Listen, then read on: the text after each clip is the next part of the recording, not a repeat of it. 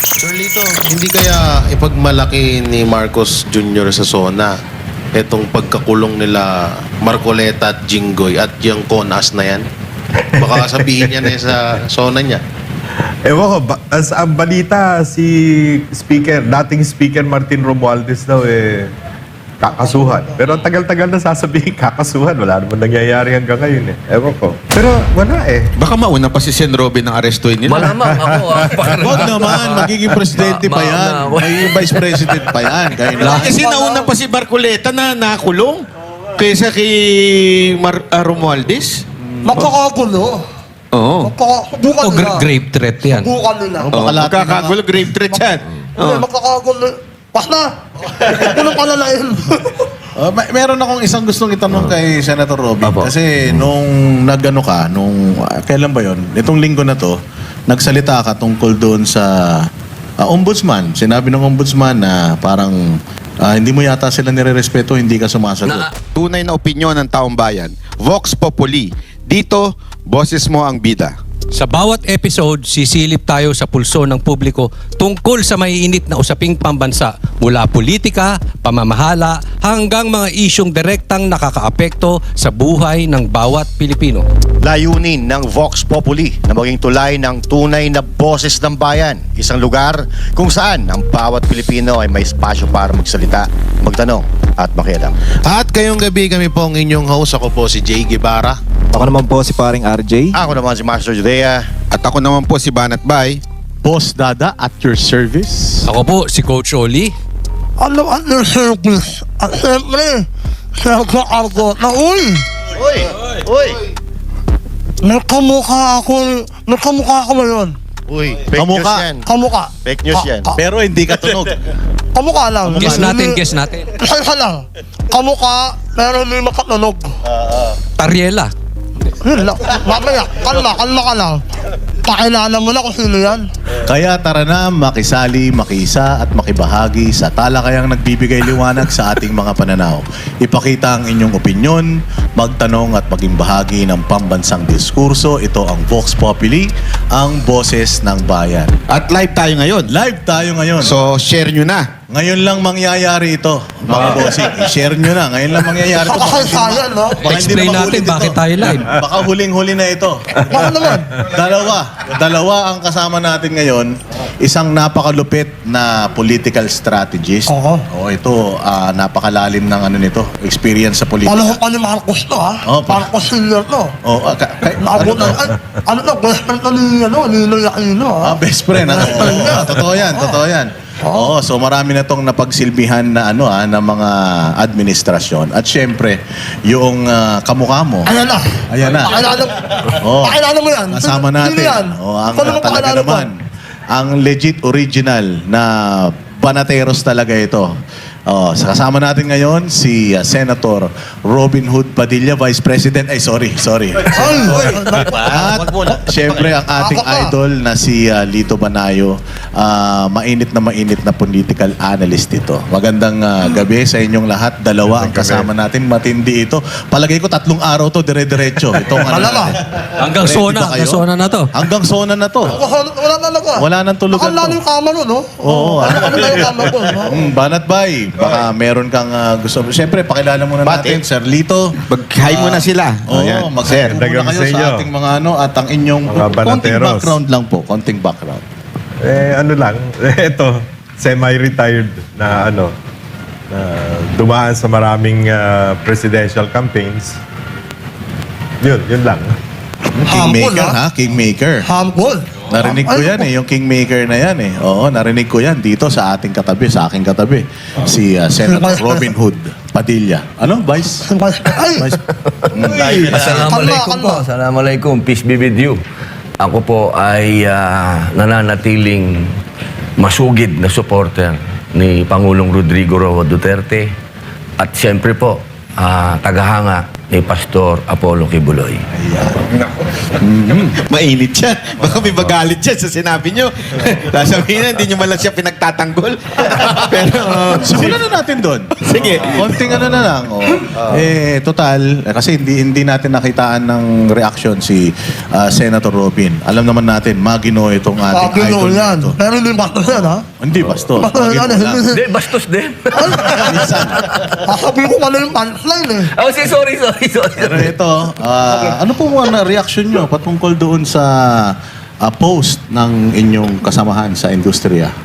Na si Angel Locsin. Angel Locsin, kaibigan ko yan.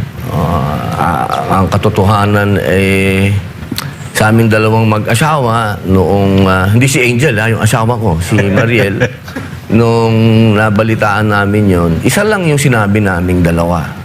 Baka may pinagdadaanan si Angel, kami naman wala. So, siguro, intindihin na lang namin. Wag na kaming sumagot, wag na kaming magsalita. Kung gusto niya kaming makausap, bukas naman yung linya. Pero, Sen, matindi yung kanyang binitawan. Di ba? Na sinasabi niya, nakasama niya kayo. At kayo naman, aminado kayo na there was a time na naging NPA kayo. Komunista. Oo, Saktong sinabi nagbundok kayo. So, doon kasama niyo ba siya? Ay, kasama niyo siya doon sa bundok? Mabigat yan. Hindi. Ano yan, ang istorya kasi niyan, noong 1995, winanted ako ng gobyerno, kung naalala po ninyo. Biglang lumabas yung warrant of arrest. Siyempre, bata po ako noon, hindi ko maintindihan kung bakit ako may warrant of arrest. Tumakbo ako ng Bicol, ng Camarines Norte. Hinabol pa ako hanggang doon. May mga dumating na CIDG doon. So, parang pakiramdam ko, serious yata itong mga ito na ikulong ako. Wala akong choice. Umakyat ako sa bundok. Nung umakyat ako sa bundok, siyempre, ang nadatnang ko doon, yung mga NPA. Yung mga NPA naman, na inasikaso naman ako. Pati yung masa. Kasi dati, nung sila'y malakas pa, masa ang aabutan mo sa bundok. Nung dumating ako, sabi nila, doktrinahan ka namin. O dinoktrinahan naman nila ako, 1 buwan. Pero nung nakita ko na sabi ko sa sarili ko, bakit parang hinihingan pa natin yung mahihirap? Kasi yung mga, napansin ko doon sa mga anima, may hinihiwalay yung para doon sa NPA. Sabi ko, parang hindi yata tama yun. Alam mo kasi ako, observer ako Pagka ganun, teka muna, yung pinaglalaban natin, hihingan pa natin ng revolutionary tax sa pamamagitan niyan, uwi na lang ako. Yun ang nasa isip ko, bumaba na ako. Pero dala ko yung Yung idea. yung idea. Kasi bata pa lang ako, lumaki na ako na sosyalista. Ang tatay ko, labor leader Ang tatay ko, si Roy Padilla Sr., siya yung presidente ng National Mines and Allied Workers Union. Mga minahan yun, mga workers. Socialist na kami. Lumaki na kami bilang sosyalista sa bahay pa lang namin. So, hindi mahirap sa akin tanggapin yung communism. Actually, para sa akin, kung magaganap talaga yan at magiging makatotohanan yan, na pantay-pantay tayo at walang mayaman, walang mahirap, maganda yan. Pero impossible yan. Tanggap ko na yun. Tsaka yung sinasabi pa nila na yung kaalaman ko daw dyan, maliit. Hindi po. Sa Cuba pa ako nag-aral. Nagpunta pa ako dun. Hindi po yan mismo. Nilalabas pa nila yung mga picture namin ni Joma. Nagpunta din ako sa Utrecht ng mga panahon na yan. Pinag-aralan ko talaga, pero hindi yung armado. Never kong tinanggap na kailangan tayong mag-armas kasi tapos na si Bonifacio Nakuha na natin yung freedom. Ang pakikibaka natin ngayon, kahirapan, hindi kapwa Pilipino. Kailangan natin makidigma sa kahirapan, hindi sa kapwa Pilipino. Kasi kalokohan yung may gobyerno na tayo, ibabagsak natin yung gobyerno para magtayo tayo lang panibagong gobyerno. Kumbaga, nasa 3rd floor na tayo. Gusto nyo, bumaba pa tayo uli ng 1st floor. Kalokohan yun. Pero hindi ko iniiwan yung ideology. Hindi po. kahit na magalit kayong lahat, kahit mga kaibigan ko magalit kayo, pasensya na kayo. Kasi ang mga unang Kristiyano, nasa Biblia yan, pag binasa nyo sa Acts, andyan yan, sinasabi na tayo ay pantay-pantay. Kung ano yung meron ka, ibigay mo. Sa Islam, ganyan din po. Kung anong meron ka, ibigay mo sa kapwa mo. Anong masama doon? So yun yung konteksto nung sinasabi yun na kayo po ay communist. Opo. At kaya ko po nasabi din yon nung minsan ay sa pagdinig, wag na natin pag-usapan po yung kung ba't ko lang nasabi. Kasi alam ko nga yung history. Alam ko yung history ng communism dahil pinag-aralan ko nga po yan. Kasi meron Marxist, meron din po kasing armado, yung mga Marxist kasi, yung mga armado yan. Kaya si Lenin kasi ginawa niya si Marxist ba? Si Marxist kasi ang sumulat niya na kinuha lang din niya sa mga unang Kristiyano, di ba? So, ibig sabihin, may karapatan akong sabihin yung history doon sa naganap na pagdinig. Kasi pinag-uusapan yung Romanov. So, paano kung hindi na ako makatiis? Kailangan na ako magsalita. Kasi, palagay ko, naliligaw eh. Ayoko naman maligaw. At nung nangyari yan, yung kwentuhan ninyo ni Angel Locsin, bakit napagkwentuhan nyo yan? Yung experience mo na yan? Kasi naging very close kami ni Angel sa usapin ng martial artist kasi yan. Nag-aaral siya ng martial arts. So, siyempre, nagkukwentuhan kami. Nung panahon na yun, Gabriela siya eh. Nung Gabriela siya. So, sinasabi ko sa kanya na leftist ako. Kasi wala namang masama kung leftist ka. Anong ikatatakot mo kung leftist ka? Ang masama kung ikaw ay may dalang barel. Yun ang problema. Actually, wala na tayong anti-subversion law. Ayan, Na-repeal na yun eh. So, miski komunista ka, sosyalista or anything, walang illegal doon. Huwag ka lang maglalaban sa gobyerno, magdadala ng armas. Yung tatay ni Senator Robin, natatandaan ko, isa sa mga membro ng Batasang Pambansa noong araw na kami ni Doy Laurel lang siyang kumuha sa tatay niyang maging kandidato laban kay Marcos, laban sa diktadurya. And napakatapang ng tatay niya, tatandaan ko. Salamat po. Kaya lang, speaking of the left, ngayon kasi, alam naman natin na maraming raid na nagaganap ang military at yung mga nakikitang mga gamit doon ay galing sa left. So sa tingin niyo po ba, medyo umiwas na o nawala na dun sa tunay na layunin ng komunismo itong mga makakaliwa ngayon at humawak na sila ng armas? Ano kasi yun eh, yung Marxist kasi, yung mga Leninist, meron silang armadong may aspect ng armadong pakikibaka. Ang pakiusap lang natin doon sa mga leftist ngayon, ako bilang mambabatas na pareho nila, iwasan natin na yung ganong armadong kasi kung huwag kayong magtago. Kasi kung kayo ay totoong leftist na katulad ko, sabi nga ng ating patron, hindi na bawal yan. Bakit kailangan kong magtago? Ang bawal yung sumusuporta kayo diyan sa armado. Kasi nga maawa na kayo, 50 years na yan.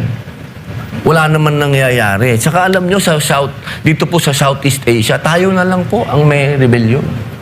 Parang naman yan, masyado na tayong paatras. At iimbestigahan daw po kayo, ha? May balitang ganun na parang planong imbestigahan or paimbestigahan ni Gibo Teodoro si Senator Robin dahil dun sa kanyang communist remark. Sumulat na po ako. Nangyari na po yun. Sinulatan na po ako ng AFP. Sumulat na rin po ako pabalik sa kanila. Pinaliwanag ko po yung akin. Katulad po ng sinabi ng ating patron na hindi na yan bawal. Panahon ni FBR, yan ang unang-una niyang ginawa. Bar top notcher pa man din si Gibo. I mean, he should know that. Wala na-repeal na yung anti-subversion law. Bakit kaya sila Franz Castro ayaw niyang... ayaw niya pahuli, no? Marami kasi nagtatago pa eh. In denial, ika nga, Senator.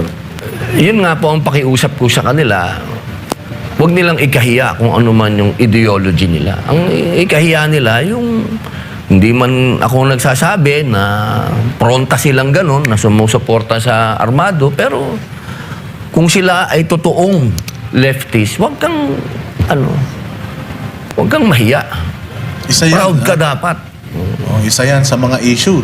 May pangalawa pa. Ako, mas matindi to. Mas matindi to. Bago natin, marami tayong Pero bago tayo pumorma, araw nga to. Sige, Coach. may request lang ako. Ano? Total, para mabigyan natin ng pagkakataon yung kanyang kaibigan na makapagsalita, imbitahin din natin. Pwede. Oo, si Angel Locsin. Oo, pwede. Baka lang nanonood. Pwede natin imbitahin. Ano? Pero, Ako nakakausap. ikaw na. Ako na ako. Nakali ako. Magkakagulo lalo. Ba? Yun ang tanong. I-text mo na lang, ha? Nung ka makikila, school ko sa FEU. Si Angelo. Ayaw may kwento. Angelo, ako na lang kakausap sa atin mo, ha? Walang kang boyfriend yan. Tsaka ito, Asawa, loko-loko. Ano asawa naman yan? Oo, walang iya ka talaga. Tsaka ito parang nagdududa siya na si Pastor ay son of God. Naniniwala ako na lahat naman tayo son of God. So baka gusto natin imbitahin si si Angel Locsin na makipag-usap kay Pastor Apollo Kibuloy para may paliwanag ni Pastor Apollo Kibuloy kung bakit siya tinatawag ganon. Oo, maganda rin yun. Invite din natin siya. Puntahan natin si Pastor sa kulungan. Nakakulong yung tao dahil sa, sabi nga ni Senator Robin, lumaban sa komunismo. Alam naman natin na ang lumaban sa komunismo si Pangulong Duterte, kasama si Pastor Apollo Kibuloy. Laban kasama ang bayan. At syempre, ang nagpatuloy niyan, si Inday Sara Duterte. Kaya ngayon, pinag-iinitan. O hindi ba? Pero meron pa tayong isang issue at sinasabi natin yung, Chinador ka ba? Ikaw ba pro-China? Ano ba ito? Historical na naman yan. Kasi pagka tayo'y nakinig lang sa mga balita ngayon, malulungkot tayo kasi parang hindi tayo bumabalik sa mga napag-usapan na ng gobyerno noon pa. Kasi tayo, sumusuporta tayo sa One China policy. Panahon pa yan ng matandang Ferdinand Marcos Sr. Pati ang Amerika, ano dyan sa One China policy. So, ibig sabihin, yung mga alituntunin ng China, hindi dapat tayo parang siga din tayo, ganon. No? Hindi dapat. Laging ang policy natin, kaibigan nating lahat. Ang linaw naman sa konstitusyon yan, kaibigan natin lahat. Ngayon, halimbawa, meron tayong mga opisyal sa gobyerno na lumalabas doon. Naka-uniforme pa, di ba? Magsasalita ng kung ano-ano. Gagawa ka pa ng karikature. Na yung karikature, ginagawa yan, wartime propaganda yan. Hindi naman ginagawa yan sa peaceful na panahon. Bakit ka gagawa ng karikature tapos pag ginantihan ka, magagalit ka? Yun ang problema Titira ka, pag tinira ka pabalik, iiyak ka. Hindi naman pwede yun. Saka ilang beses ko nang sinabi, bakit ba tayo pumapayag na binobomba ka ng tubig, hindi ka lumalaban? Aanin natin yung bomba natin ng tubig. Siguro naman, mas masakit pa yung ginawa sa atin, na ginantihan. Tumira tayo ng karikature, tinira tayo ng pabalik, nagalit tayo. Natural, magagalit tayo. Pero nung nakausap ko yung isang Chinese, kasi nagalit ako pare. Sabi ko, ba't ganyan? Tayo naman, nung panahon ng tayo ay kinocolonize ng puti. Diba? Ang tawag sa atin yan, brown brothers brown monkeys. Little Brown Brothers. Diba? Ang tawag naman nila sa mga Hapon, yellow. Sa mga Chinese, yellow monkeys. So, sila nag-umpisa niyan. Okay? Biglang tumira yung China media ng ganyan. Kaya, sinabi ko doon sa China media, nakakalimutan nyo na ba na tinawag din kayong ganyan? Kinausap ako nung isang Chinese, sabi niya, sa kanila daw, hindi issue ang monkey. Kasi sa kanila, that's a God. Meron silang, para sa kanila, matalino yun. Meron nga yan sa kanilang, Puso, yung zodiac nila. zodiac nila. So, 12 animals, kasama monkey. sabi nga sa, mas may insulto. Nagalit ka doon, ha? Nagalit ka doon na tinawag tayong... Oo, na parang siyempre. Nag-ano kagad ako. Pero, kasi ako, pag nagalit, kailangan kausapin mo, di ba? Ano bang ginawa nyo? So, yun ang sinabi sa akin. Actually, sabi nga nila, dapat nga yan, buhaya yan pero baka mas ma-insulto kayo. Si Senator Kiko din po nagalit dyan Exercise na naman yun. Alam mo naman siyempre, pagka medyo makatotohanan, masakit. Diba? Pero Sir Lito, kayo po, anong nababasa nyo dito patungkol sa nangyayari ngayon sa China na instance na to, itong lalong-lalo na itong huling naganap na ewan ko kung ano man tawag mo dun, harapan, pukpukan. Ang pasa na sa buwan. Well, ano kasi yan hindi ko maintindihan. Marami naman nag-counterclaim sa China Sea, South China Sea na tinatawag natin, yung parte natin na West Philippine Sea. Ang Vietnam, kalaban din nila, Brunei, Indonesia, Malaysia. Pero bakit sila hindi nagkakaroon ng ganyang mga alitan, no? Na ano? Ibig ko sabihin, nadadaan sa diplomasya yan Kasi ang problema sa atin, kung ano sabihin ng kano, sunod tayo ng sunod. Tingnan mo yung Ray Powell, yung... Yes. Why bother to Di ba? Halatang halata mo, sinisindihan lang ang puwet natin para magalit tayo sa China, no? Ibig ko sabihin, pinag-uusapan yan, no? Nung panahon ni PRRD, parang isang beses lang yung nagkaroon ng problema, di ba? At yung mga fishermen, hindi naman hinaharang noon. Napag-uusapan yung mga ganyan. At pangalawa, kung totoo may langis sa West Philippine Sea, wala naman tayong puhunan para kunin yan langis na yan sa ilalim ng dagat. Ba't hindi na lang tayo mag-usap ng maayos para imbis na tayo angkat ng langis, meron tayong mag-sharing na lang. Alam ko nung panahon ni GMA, pumayag pa nga ng China ng 60-40 60 sa atin, 40 sa kanila. No, 40%. No, so, let's be practical ang ibig ko sabihin. Sa tingin niyo po, Sir Lito, no? Kasi nung mga nakaraan, okay naman Hindi naman nangyayari ito. Nagkakaroon ng sigalot, pero hindi ganun kagrabe. Sa tingin niyo ba may kinalaman sa politika dahil yung dating presidente, sinasabi nilang maka-China at yung ngayon, maka-Amerika? Pwede po bang ganun? Pwede. Tsaka tayo pag inuurot tayo ng mga kano, tayo naman, sama ng sama. We have to have, gaya nga sinabi ni Sen Robin, yung independent foreign policy dapat, kaibigan mo lahat, kausapin mo lahat, no? Hindi ba rage baiting? Parang inuudyo ka na, parang magalit kasi, ewan ko may napanood akong video, yung bangka pa natin ng sumugod. Parang naghahamon. I don't know kung... Ang basa ko naman doon, kasi nandun yung barko natin Tapos lumapit Parang yung... teritoryo natin. Lumapit yung China Coast Guard. So, gumanon yung ating mga sundalo. Ang punto ko kasi dito, maiiwasan sana natin yon kung walang masyadong mapapel. Ang daming mapapel dito Isipin mo, pagkatapos noon, nag-usap si Presidente Marcos at yung Chinese ambassador, kinabukasan, nagpapresko na naman yung saksakan ng papel na tao. Pambira. Pwede bang tumahimik ka muna? Hindi kaya, Senator, nakipag-usap yung presidente natin. Tapos yung tao mo biglang gagawa na ganun. Hindi kaya good cop, bad cop lang to? Sana wag ganun. Kasi hindi maganda tayo lumalabas na Di kaya may plano yan, Senator, na tumakbo, kaya mapapel? Sigurado. At ito pa, bakit tinahayaan ng Pangulo na magiging... Iyon ang na ganyan dapat yan? i-check. Kasi noong mga panahon na buhay pa yung unit team, lagi akong tumatawag kay SAP. Tinawagan ko si SAP dati nung sinabi ko, ano ba tong tao na ito? Humihirit na naman ng taliwas sa sinasabi ni Pangulo. Katulad noon, sabi ni Pangulo, magbubukas tayo uli ng panibagong pag-uusap. Kinabukasan, binabanatan na naman niya yung China. Ano ba yun? Diba? Para sa akin, makinig tayo sa mga patron natin na matagal na dito sa bansa.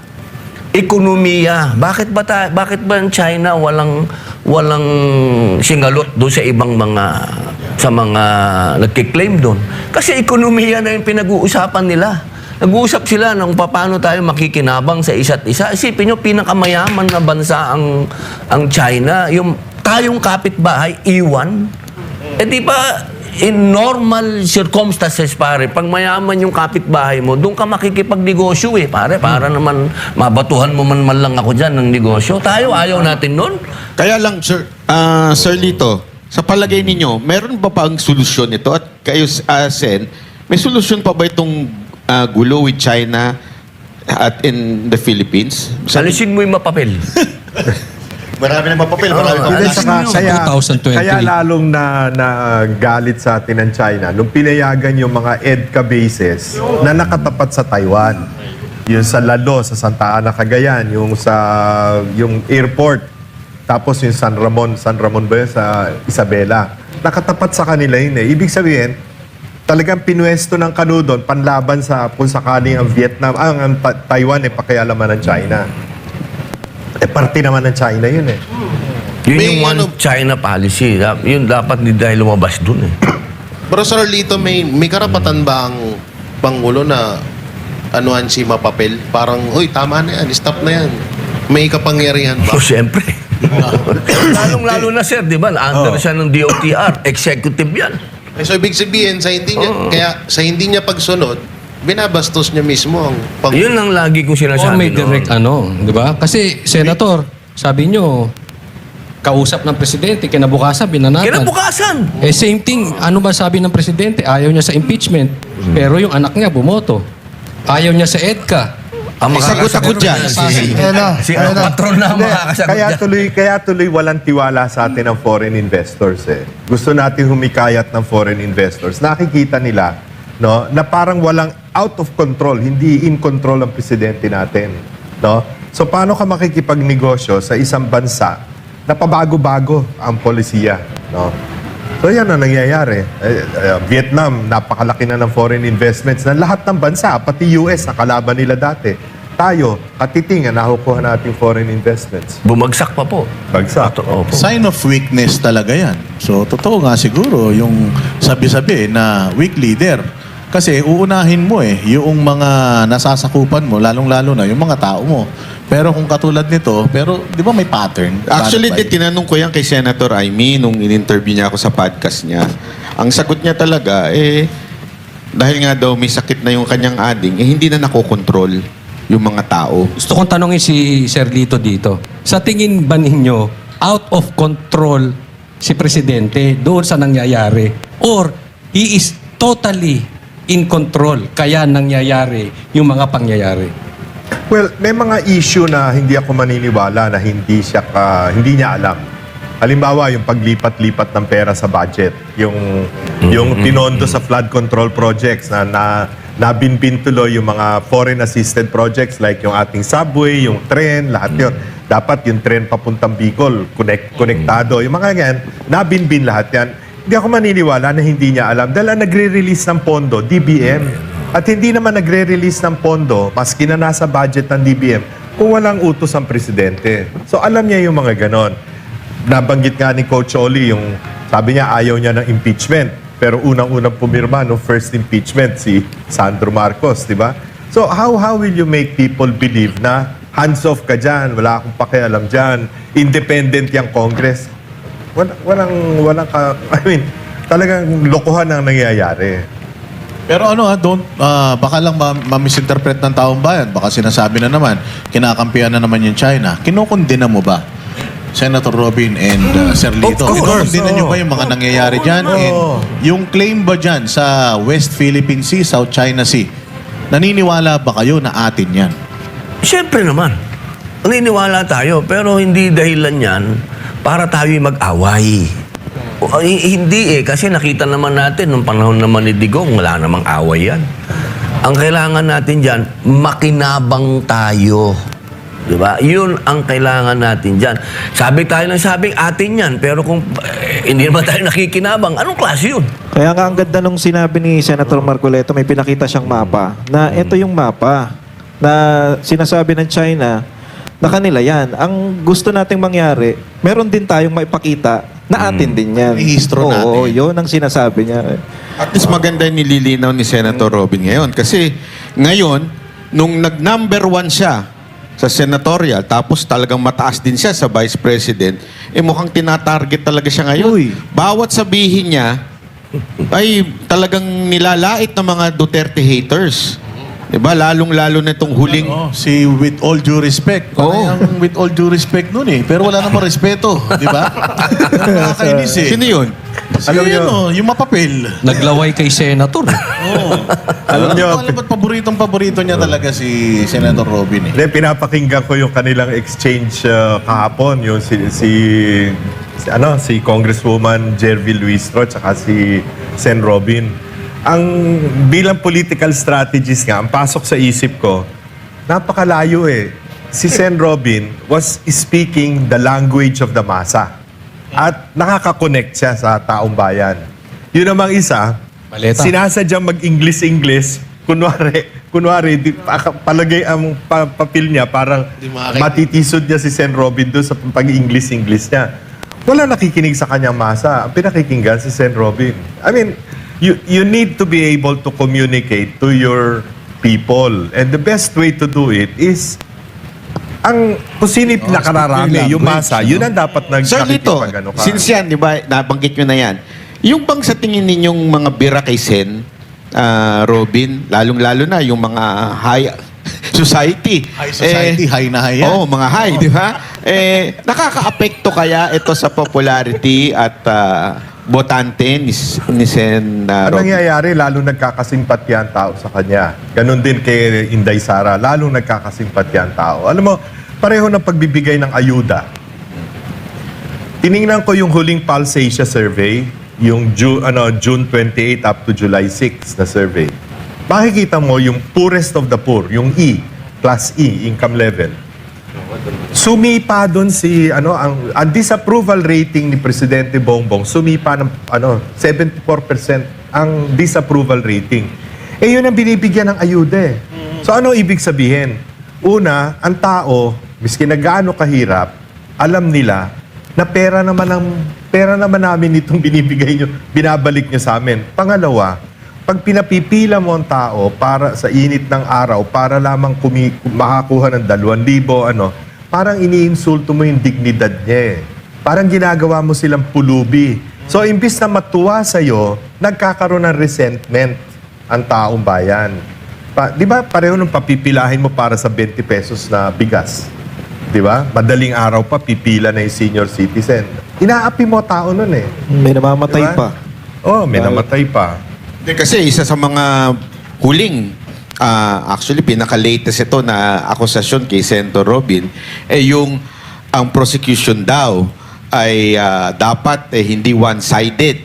Yan ang sinabi ni Sen. Pero pinuna ito ng halos lahat ng mga bunging lawyer. May isa ka pang paborito eh. Yung pwedeng maging endorser ng toothpaste. Oo. Yung political analyst na walang trabaho. Oo, ngayon political analyst na, hindi katulad ni Sir Lito, no? Oo, yun, tama. Paborito kayo ng Sir. Yung tumatakas sa kaso. Tumatakas sa kaso yun eh. Ang masasabi ko lang sa ating mga kababayan, kung panonoorin niyo po nung buo yung palitan ng salita, at ito naman, mahirap pong mag-umpisa doon kasi sa hearing dahil bawal po yan. Doon na lang po sa sinabi nila sa press con nila. Ang sabi nila sa press con nila, ang sinasabi ko daw, na one way, masyado naman kayong one-sided eh. Ang sinasabi ko po doon kasi, bakit ang prosecution, binabanatan nyo ang mga senator judge? Hindi nyo dapat ginagawa yan. Kasi judge yan eh. Saan ka naman nakakita ng prosecutor, babanatan mo yung judge? Binabanatan nila yung mga nakakulong na senator judge. Si Jinggoy Estrada, Senator Jinggoy, tsaka si Senator Marcoleta. Banat sila, si Ridon. Binabanatan na hindi dapat yan mag-participate. Binabanatan ni Dilima, hindi yan dapat mag-participate. Anong pakialam nila? Rules namin yun. Hindi dapat sila nakikialam doon. Yun yung sinasabi ko. Pinapayagan nyo yung mga may kaso na mag-witness dito. Pero yung mga senador na may kaso, kako, na hindi naman final and executory, wala pang nangyayaring hearing, ayaw niyong payagan ditong mag-participate. Anong karapatan nila sabihin sa amin yon? Medyo itong mga ito, para itong mga langaw na nakasakay sa kalabaw. Dapat pagsabihan yan ng aming impeachment court na pagbawalan yan sa... Wala silang karapatan eh. Hindi ko nakikita. Meron na ba kayo nakitang piskal na binabanatan yung judge? Abi, pambihira. Dapat po ata makontempt yung mga ganyan. Yan po ang dapat mangyari. Kasi alam nyo, ang aking pakiusap. Pag ako po nagsalita doon, meron... Kilala nyo naman, mahirap magsalita kasi sa judici tayo, no? sana panghawakan natin yung sinabi ni Patron. Gusto ko maintindihan ng taong bayan kung ano tong impeachment. Huwag nating daanin ito sa masyadong legal at masyadong Inglisan na mga salita. Kasi, di ba sabi nila para sa bayan nito, itong impeachment? O ba't ayaw natin ipaintindi? Dapat ipaintindi natin. Hindi tayo pwedeng... Sila tong sabi ng sabi, no, wag daw masyadong mag-technical. Pag nagiging technical ako, sasabihin naman nila, alam nyo, ang hirap eh. Opo. Speaking of sub judice, Opo. Senator, yung bang ginagawa nilang mga press con na yan, araw-araw na press con na ginagawa nila, hindi ba yan Inaantay ko hindi nga pumapasok? yung spokesman ng impeachment eh. Inaantay ko nga magsalita eh. Ang ginagawa pa ng spokesman ng impeachment namin, ako pa ang binabanatan. Sabi ko, iba talaga ang panahon ngayon talaga. Oh. Ganon? Yung Opo, yung Atty. impeachment, Tonggol? si Tungol. Oo. Ako pa ang binabanatan. Alam namin yung puso mo, hindi pa politiko eh. Opo. Buti nakakatiis ka, paano mo nilalabanan? Ay, Di ba iniisip ko nakikita na lang po yung taong ano? bayan. Kasi pag ako pang nagsawa dyan, eh sino pa? Buti hindi ka nangungwelyo eh. Muntik na. Alam nyo, yun, matagal, tinanong yan eh, ni Pia eh. Sabi ni Senator Pia, may mga kasama kami na ganyan mag-threat. Di ba? Pero nakita naman ninyo, wala naman nangyaring ganon. Ibig sabihin, minsan pagka masyado nating siniseryoso yung mga bagay-bagay, yan ang ano eh. Dapat iwasan na lang yung mga satsat ng satsat kasi para... Pero alam nyo, actually, mas tama si Senator Robin doon sa sinabi niyan, dapat yung prosecution hindi one-sided. Kasi nasa ano yan, issue yan ng Supreme Court sa Sipiran na in-issue, na kung saan ang primary job ng prosecution is not to convict, but to give justice. Opo. So, ang mali talaga dyan yung mga humuhusga kay Senator Robin. Pero ito ang tanong, mukhang tinatarget talaga kayo ng, ewan ko kung sino tong tumatarget, pero handa ba kayong harapin at makulong din? Tulad, Oo naman. Kulungan din nila ako matatakot sa kulungan. Ako ano yan eh.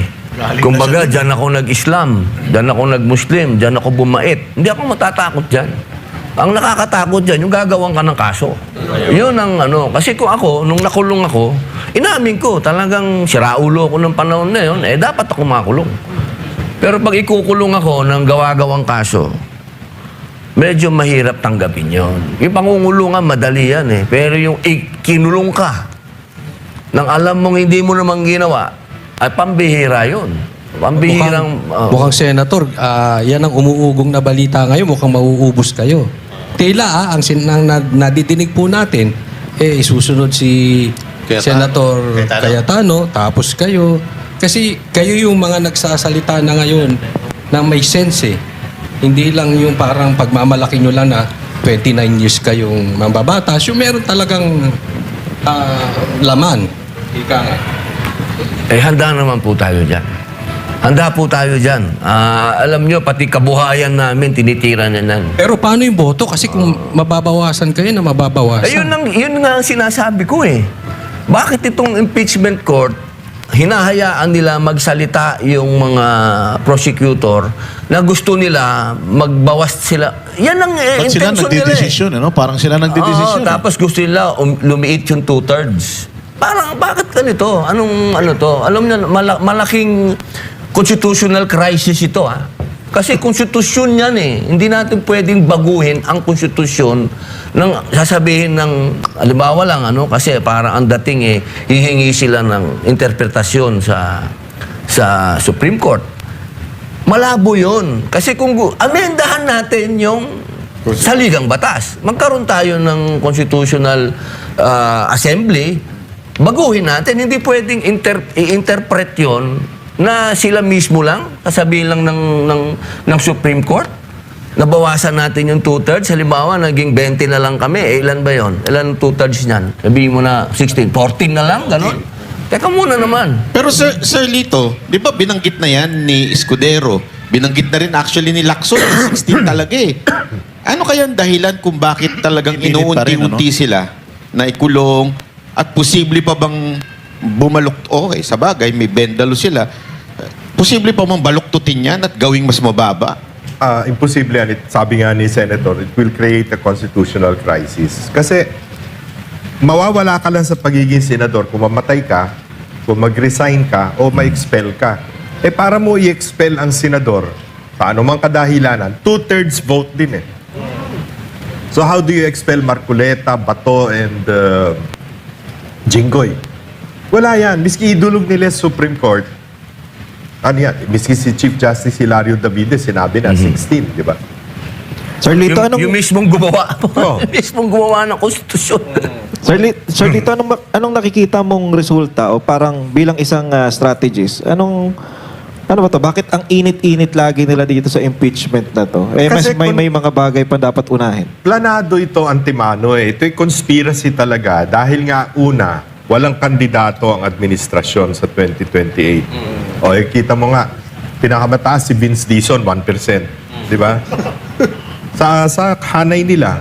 Pangalawa, kung hindi man nila ma-convict si Inday Sara, sisiraan nila na sisiraan in the hope na yung numbers niya bumaba.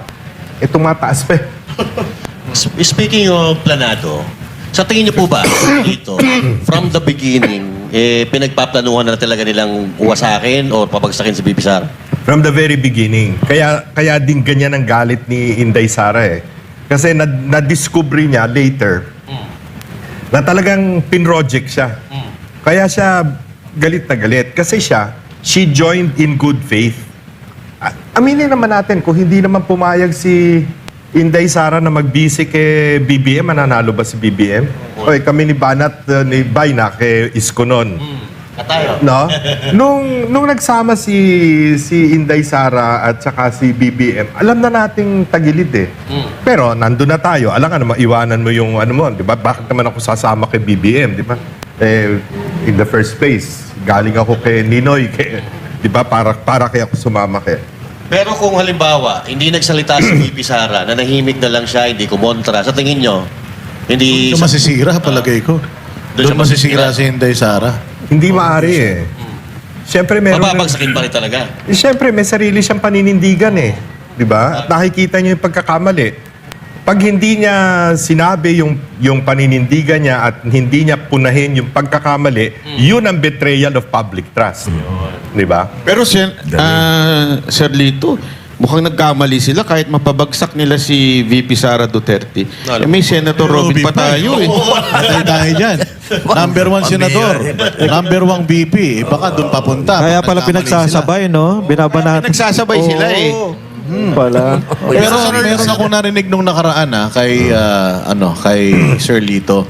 Itong impeachment, nabanggit ninyo na napakadelikado nito na nakatutok dito ang tao. May flood control, scandal. At the same time, may budget para sa 2027. Pakipaliwanag nga yan. Yan ang isa pa, no? Dinidistract nila ang taong bayan, natutukan yung impeachment, makalimutan ngayon yung issue ng flood control. Makalimutan yung mali-malitang pera na binibigay sa mga congressmen at kung kani-kanino. No? So natapagtatakpan. Ngayon lang, di ba? Nakalimutan na yung Blue Ribbon naman, hawak nila ngayon. Ayaw naman imbestigahan ng Blue Ribbon yung tawagin yung Move on na daw. Move on na daw sa ex-Marines, flood control. Yun ang sabi. Move on na sa flood control. Tapos, ang mas nakakatakot dito, next year, ang budget, ang panukalang budget, 7.2 trillion. That is 600 billion more than last year's or this year's budget. Pag nakatuon ng pansin ng tao sa impeachment, baka mag-fast break na naman sila na kung ano ng kagaguhang unprogrammed allocations na naman. Imbis na flood control ngayon, farm-to-market roads naman. Kaya kailangan bantayan. Pero ngayon, kasabay nitong impeachment, ilalo silang bumubulusok pababa. Pero sa tingin nyo, kung halimbawa nag-focus sila sa flood control, mag-iiba ba yung sitwasyon? Tataas ba yung ratings nila? Or paano? Ang problema sa flood control, sila-silangan eh. Natuturo eh. So pag pinag-usapan nila, sa kanila din. Sila yun eh. Sa kanila bubuelta. Mafukol. Parang ganon. So ano po? Ano pong nakikita niyong sasabihin ni President Bongbong Marcos sa SONA? Kung meron man. Kasunungaling yan. Pwede ba wala na lang? Ganun? Kasunungaling yan na naman. Alam mo, napaka-importante nyo itong zona na ito. Ito yung penultimate eh. Fifth zona to. Next year, pamamaalam na yan eh. Yung huling zona, Pamamaalam? Hindi kaya sabay yan. Hindi. Mamamaalam? Last ano na yun, last zona na yun. Namamaalam ka na lang. Ibang paalam Kaya sabi mo, ito nagawa ko, ito nagawa ko. Problema nitong penultimate zona na to. Una, sisingilin siya doon sa mahiya naman kayo. Kasi, mahiya naman kayo, o yung mga nagpapalakpakan ng mahiya naman kayo, ng mga, sila yon sino napakulong mo? Baka Sa taon bago na ngayon, nagdaan? Sir Lito, baka mahiya na ako. Ganun na Ayun na nga. sasabihin niya. Mahirap eh. Pangalawa, wala kang magagawa sa ekonomiya na makapagpapaangat sa ekonomiya between now and 2028.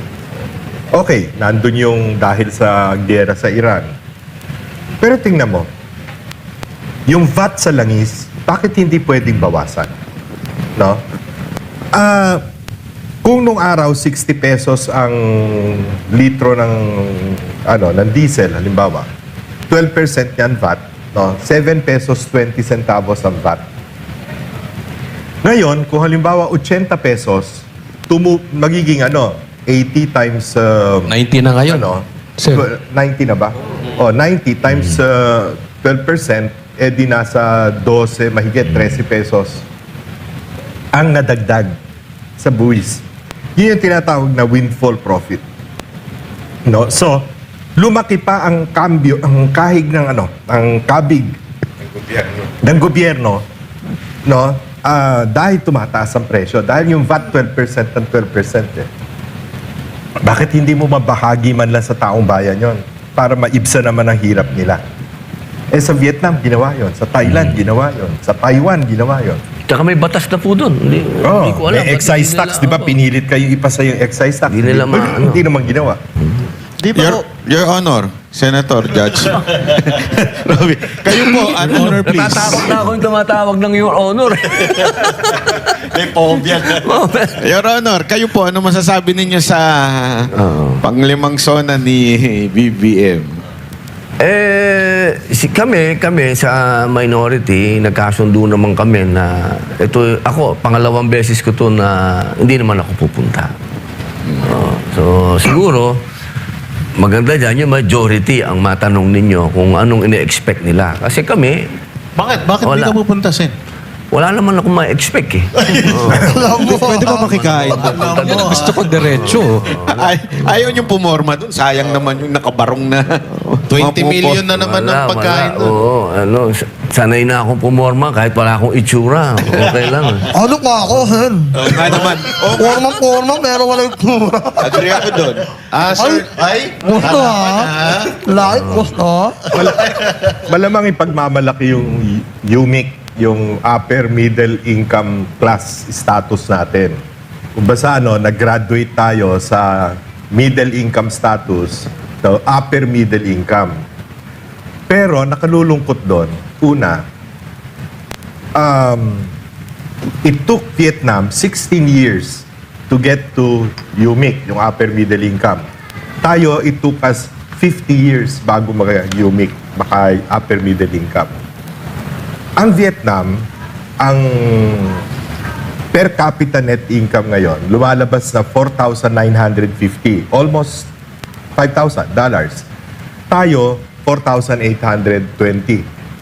Mas mababa tayo. And yet, tandaan natin, 50 taon na nakikipag-away ang Vietnam, giyera against France and Amerika. Tinalo nilang pareho yan. Sirang-sira ang Vietnam. Pero ngayon, nilamangan na tayo ng Vietnam. Ano pagmamalaki mo doon? No? Pangalawa, dapat naka-UMIC na tayo, nakaangat na kung hindi nagka-COVID. Nung panahon ni Pangulong Duterte. Isa pang problema dyan, hindi yun ang batayan ng umaasensong ekonomiya. Ang problema, iilan lang ang mayaman dito sa atin at napakarami ng mahirap. 52% consider themselves poor, no, in this country. So, yung sinasabi nga ni Sen. Robin kanina, yung dapat pantay-pantay. Hindi man natin magawa yung pantay-pantay lahat. At least naman, yung talagang mahirap, umangat naman to middle class. Ang nangyayari sa atin, yung middle class nagiging mahirap dahil sa taas ng presyo. Ang inflation natin is the highest in Asia. No? So, hindi ko maintindihan kung anong klase ng economic policies meron itong ating pamahalaan. Kaya nga, ang summary ko dyan sa economic policies natin, overspending. No? Ang ating budget taas ng taas taon-taon. 7.2 trillion this year. Last year, 6.6 trillion. Overspending. Tapos overtaxing. Lahat ng binibili natin may tax eh. VAT lahat yan eh. Di ba? At patong-patong na VAT yan. Nagkakascade yan. Pangatlo, overborrowing. Utang tayo ng utang. Ang utang natin as of May, 18.55 trillion. Kaya Pangulong Duterte, tumaas lang ang ating utang dahil sa COVID. Kasi lockdown tayo ng 2 taon eh. Maganda na ang ratio natin nun eh. No, bumababa na yung debt to GDP ratio natin. So, overspending, overtaxing, overborrowing. Pero ang masakit, kaya overborrowing, overtaxing, overspending, kasi overstealing. Sobrang nakaw. Kaya sobrang gastos, sobrang buwis, sobrang utang dahil sobrang nakaw. So dito, hindi kaya dahil isang din dito yung form of government natin na meron, kung saan yung corruption is really open dito sa presidential form of government, which is yung sa Vietnam, socialist republic sila eh. So, tulad nga yung sinasabi pinupush ni Sen. Robin, yung baka panahon na para magbago tayo ng form of government. Actually, matagal nang dapat tayo nagpalit ng form of government. O at least, baguhin yung konstitusyon, yung saligang batas. Ang problema, too late na in the day ngayon. Patapos na eh. Dapat, halimbawa, si Inday Sara, maging presidente sa 2028, dapat yan ang unang sona niya, hingin na niya yan. Kung ma-impeach siya, may ikaw hindi. at ikaw ang maging presidente. Pare ko talaga. Oo. So, isusulong mo ba yung RevGov na yan? Alam naman natin. Ano Kasi na ang yan? ganda nung sinabi ng patron natin, yung overspending. Ako matagal ko nang sinabi na dapat isa na lang ang house. Hindi na dapat tayo dalawa. Kasi nakakabagal pa yan eh. Tsaka dito sa Southeast Asia, tayo na lang yata yung ganitong form of government. Dapat mag-parliamentary tayo, isa na lang. Singapore, isa lang. Kita nyo, talagang yun, makakatipid tayo dyan. Di ba lugi tayo nun, Sen? Kasi 300 na magnanakaw na congressman yan. ilan lang kayong senador? 24. Kung mag-iisa, hindi ba magkakaroon ng Hindi, Sino yung congressman? mag-one house na lang tayo. One house na? Oo, one house na lang. Yung sinasabi mo kasi yung butuhan eh. Ayan, Yung tuta. Ako payag na ako matalo. Okay na yun. Basta maging isa lang tayo. Parliamentary tayo. Itong bagay na to. Ito na yung makikita ko na yung overspending masolusyonan natin. Tsaka pagkaayaw natin yung Pangulo, hindi natin kailangan magwala, hindi natin kailangan kung ano-ano, vote of no confidence lang, di palitan natin yung Prime Minister, ganun lang. Kasi ako, sa nakita ko sa 4 na taon ko, ang bagal eh. Sobrang bagal. Isipin mo, may isang batas kayo, pag-uusapan nyo ng napakatagal, aabangan mo yung House. Pag nagkasundo na yung dalawa sa bicameral, dadaling kay Presidente, ibibito. Ang laki na lang ginastos dun. O hindi kagaya ng parliamentary, pagka-party system na tayo, kung ano yung gusto ng Prime Minister, yun ang, yun ang gagawin natin. Sana maging ganun tayo. Sana dumating ang panahon na pagka nagkatotoo na si Ma'am Inday na ang Presidente, tama yung sinabi ni Patron. Dapat yung kagad eh. Yung kagad. At pag nangyari yun, sana meron na rin. Alam nyo, ganyan naman kasi yung ating 1935 Constitution eh. Ganun naman yun. Meron tayong re-election. Kasi dyan minsan eh, dahil sa walang re-election, yung presidente, mahaba kasi ang 6 na taon sa presidenteng Alang Silbe. Yan. Diba? Maikli siya. Napaka-iksi naman para sa magaling na presidente. Sana magkaroon ng re-election. Sir Lito, hindi kaya ipagmalaki ni Marcos Jr. sa SONA itong pagkakulong nila Marcoleta at Jinggoy at yung Conas na yan? Baka sabihin niya na sa SONA niya. Ewan ko, ang balita, si dating Speaker Martin Romualdez daw kakasuhan. Pero ang tagal-tagal na sasabihin kakasuhan. Wala naman nangyayari hanggang ngayon Ewan ko. May bulong-bulungan din na sa araw na yun, naarestuhin siya. Para daw ipagmalaki doon sa SONA. Balita, meron din balita na yung mga contractors daw, kung 10 contractors daw, papa-aresto. Ito, no?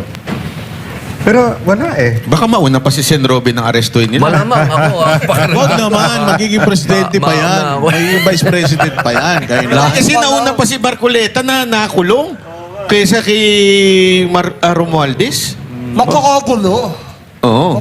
Subukan O nila. grave threat yan. Subukan nila. Oh, magkakagulo, grave threat yan. Hindi, magkakagulo. Basta. Kulong palalain.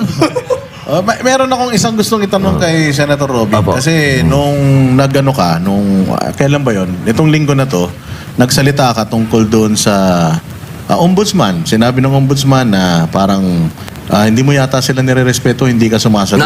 Naayos na po yun. Oo, so umano ka medyo napigil yung pagsasalita Hindi mo ko ron. nga maintindihan Ako, kasi may kinalaman pa rin sa impeachment court yon. Kasi napakahalaga ang integrity ng judge, di ba?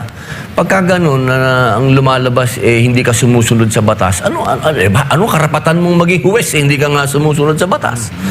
Kaya po nagsalita ako doon, nagmanifest ako, nagmanifest. Hindi yun irrelevant katulad ng sinasabi. Opo, yun po ang hindi ko rin maintindihan kay kasamang Senator Bendalo, si Erwin. Bendalo yan. Opo, bakit niya nasabi yun? Pero siyempre dapat nating respetuhin ng bawat opinion ng bawat isa.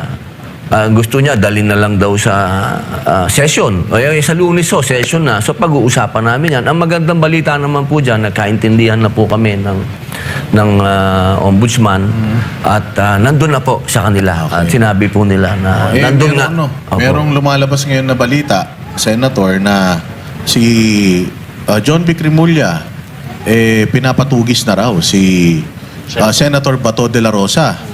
Alam naman natin, doon nga kayo inuugnay, itinakas Opo. nyo daw. Meron ding Sa lahat ng tumakas, yun na naglakad. Ayun nga nauuna pa nga sa'yo O ngayon, isa pang issue na nakadikit dyan is yung Opo. pagsasalita ng US.